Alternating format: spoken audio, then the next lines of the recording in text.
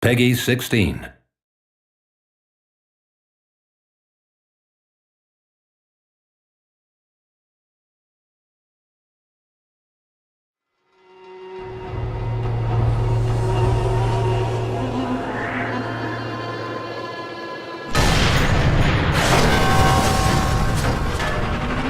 The vehicles in Sniper Elite 3 now have the X-ray kill cam as part of their functionality, so that just like when you shoot a person you see an X-ray of their skeleton, this time when you shoot a truck or a tank you actually see an X-ray showing the engine with all the pistons moving, which is pretty fantastic.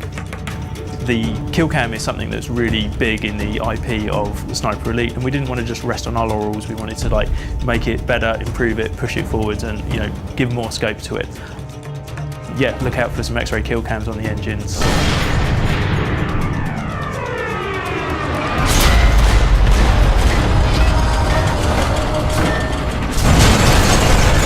We are really big on authenticity, and what really helps us is we've got a bunch of guys who are sort of tank nerds and geeks, and they love this kind of stuff anyway. When we were looking at putting more vehicles in the game, we got ourselves down to the Bovington Tank Museum, and getting a personal tour from the museum's curator is amazing. We're here at the Tank Museum at Bovington. Bovington's got the best collection of tanks in the world. This is where the British Army came in the First World War to train with this new secret weapon, the tank. They've stayed here ever since, and it's also where they put a collection together to help teach the troops, and that's now open to the public, and it has been for many years now.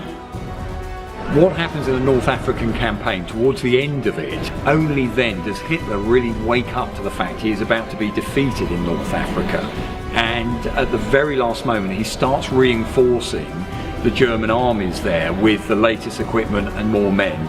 He loses an awful lot of that equipment as it travels across the Mediterranean. But interestingly, he doesn't lose any of the Tiger tanks he sends across.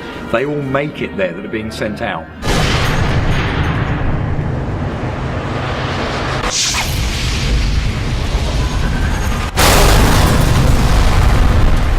Vehicle takedowns have added a really nice fresh new element to the gameplay in Sniper Elite 3.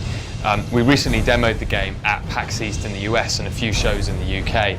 Gamers got to go hands-on with Hellfire past the third level, and at the end of the level they come face to face with a Tiger tank for the first time.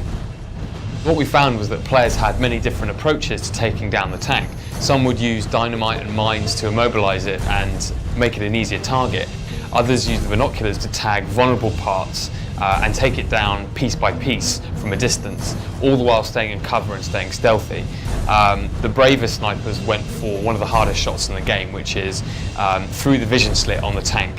It's brave because if you get that wrong, the tank will quickly find you and you're not going to last long.